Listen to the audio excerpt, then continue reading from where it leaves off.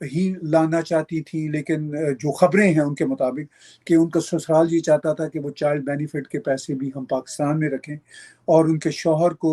جن پہ مبینہ طور پر اللیجڈلی کہا جاتا ہے کہ انہوں نے اس کا قتل کروایا، وہ بھی ایک اوپن ہارٹ سرجری کے اچھے خاصے پیسے جو کینیڈین $2,500 ہوتے ہیں، پاکستانی وہ بہت بڑی رقم بن جاتی ہے۔ تو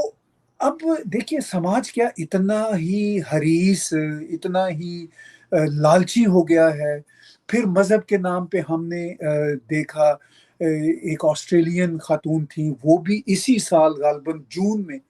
ان کا وہاں پہ آسٹریلین پاکستانی، ان کا بھی جون میں وہاں پہ قتل ہو جاتا ہے۔ وہ یہ کہتے ہیں جی کہ یہ ہم نہیں چاہتے کہ یہ اپنے بچوں کو لے کے جائیں آسٹریلیا۔ اسی طرح 2 بچیاں اسپین سے مئی 2022 میں ان کا قتل عام وہاں پہ ہوتا ہے۔ میں تو قتل عام ہی کہوں گا جس طرح بے دردی سے ان کو مارا جاتا ہے۔ تو اس میں بھی مذہب کو روئے کار لایا جاتا ہے، کہیں پر مذہب ہے، کہیں پر پیسوں کا لالچ ہے۔ نمسکار دوستو، انڈیا پوائنٹ میں آپ کا سواگت ہے۔ آج کی اس ویڈیو میں پاکستان میڈیا میں بات ہو رہی ہے ودیشی ناگرکوں کے لیے پاکستان کے سرکشت نہ ہونے کے بارے میں۔ دوستو جیسے کہ آپ کو بتا دیں کہ حال ہی میں ایک پاکستان میں قصہ ہوا ہے جس میں کینیڈین فارن نیشنل جو پاکستان اوریجن کی تھی، وہ پاکستان میں کچھ کام سے آئی ہوئی تھی اور وہاں جرنلسٹ کے بیٹے نے ان کا قتل کر دیا اور اس کینیڈین فارن نیشنل کی موت ہو گئی۔ اس کے پہلے بھی پاکستان میں فارن نیشنل کینیڈین آئی ہوئی تھی، ان کی بھی ایسے ہتیا ہو گئی تھی، اور جو اپرادھی ہے ان کو ابھی تک سزا نہیں ملی ہے، ان کو صرف قید کیا گیا ہے۔ اس کے پہلے بھی کئی ودیشی ناگرک مہیلائیں پاکستان میں آئی ہوئی تھی اور ان کی کسی طرح سے ہتیا کر دی گئی۔ اس سے یہ پتہ چلتا ہے کہ پاکستان فارن نیشنلز کے لیے سرکشت نہیں ہے۔ اس وشے کو لے کر پاکستان میڈیا میں اور کیا چرچا ہو رہی ہے وہ دیکھنے کے لیے شروع کرتے ہیں اس ویڈیو کا اگلا پارٹ۔ دوستو اگر آپ کو ہمارا ویڈیو اچھا لگے تو لائک کریں،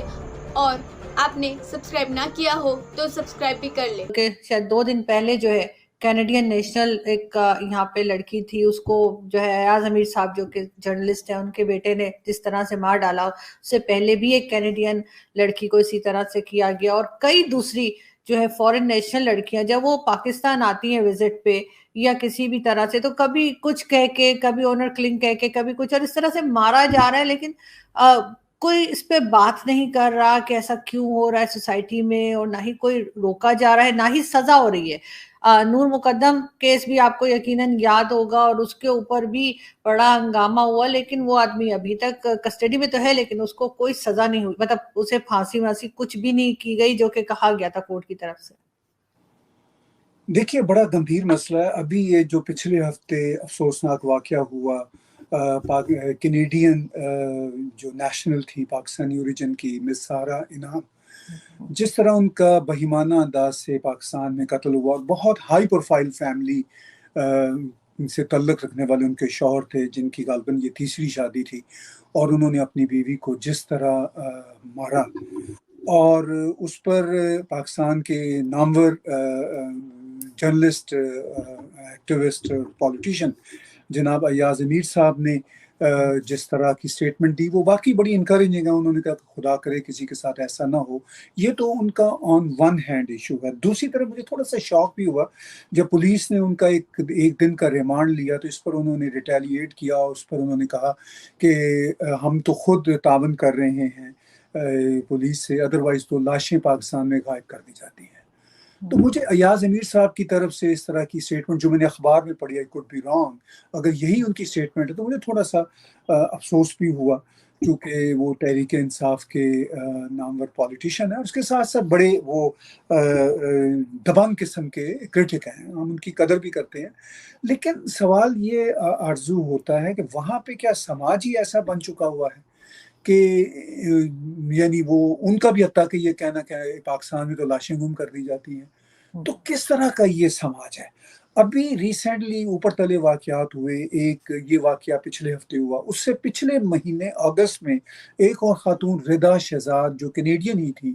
ان کا بھی گجرانوالہ کے ایک گاؤں میں قتل کر دیا گیا، اور سٹوری میں یہ بتایا جاتا ہے کہ کینیڈا سے جو چائلڈ बेनिफिट का एक रकम होती है जो अच्छी खासी, शायद एक बच्चे की $500-600 तक भी होती है, शायद इससे भी ज़्यादा इन सम केसेस हो जाती है। तो वो उनके कुछ बच्चे थे, तो वो अपने बच्चों को कनाडा ही लाना चाहती थी, लेकिन जो खबरें हैं उनके मुताबिक कि उनका ससुराल ये चाहता था कि वो चाइल्ड बेनिफिट के पैसे भी हम पाकिस्तान में रखें, और उनके शौहर को, जिन पे मुबैना तौर पर एलिजिडली कहा जाता है कि उन्होंने उसका कत्ल करवाया, वो भी एक ओपन हार्ट सर्जरी के अच्छे खासे पैसे, जो कैनेडियन $2,500 होते हैं, पाकिस्तानी वो बहुत बड़ी रकम बन जाती है। तो अब देखिए समाज क्या इतना ही हरीस, इतना ही लालची हो गया है। फिर मज़हब के नाम पे हमने देखा, एक ऑस्ट्रेलियन खातून थी, वो भी इसी साल गालिबन जून में उनका वहाँ पे, ऑस्ट्रेलियन पाकिस्तानी, उनका भी जून में वहाँ पे कत्ल हो जाता है। वो ये कहते हैं जी कि ये हम नहीं चाहते कि ये अपने बच्चों को लेके जाएं ऑस्ट्रेलिया। इसी तरह 2 बच्चियां स्पेन से मई 2022 में उनका कत्लेआम वहाँ पे होता है। मैं तो कत्लेआम ही कहूँगा, जिस तरह बेदर्दी से उनको मारा जाता है। तो उसमें भी मज़हब को बुरुएकार लाया जाता है। कभी कहीं पर मज़हब है, कहीं पर पैसों का लालच है, कहीं पर जो फरसूदा रवायात हैं उनका वहाँ पे बोलबाला है। तो ये जो सिचुएशन है ये बड़ी ही शर्मनाक है। मैंने आज ट्वीट भी किया थोड़ी देर पहले, मैंने कहा कि पाकिस्तानी सोसाइटी को, ये गवर्नमेंट का मसला नहीं है, पाकिस्तानी गवर्नमेंट का, ये सोसाइटी का प्रॉब्लम है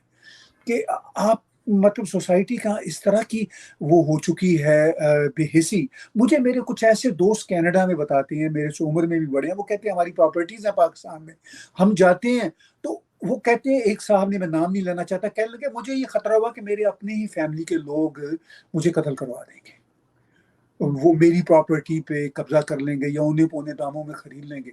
और उनके बकौल वो कहते हैं कि ऐसे लातादाद केसेस हैं।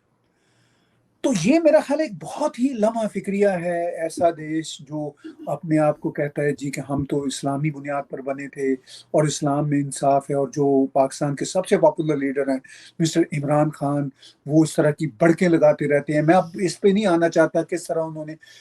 इस सरकार की जो मिनिस्टर हैं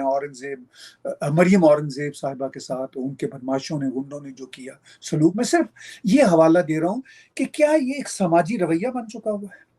कि बदतमीजी करनी है, गुंडागर्दी करनी है, हरास करना है लोगों को, और अगर बस चले तो हमने कत्ल भी कर देना है। सर उसमें ये भी कहा जा रहा है कि ये ड्रग एडिक्ट भी है। इसके अलावा जो है वो उनके पेरेंट्स को इसलिए भी अरेस्ट किया जाने की बात हो रही थी, जिसमें से मदर को जो है फिलहाल जमानत मिल गई है, कि पहली कॉल उसने उस खातून को मारने के बाद अपने फादर को की, अयाज अमीर साहब को।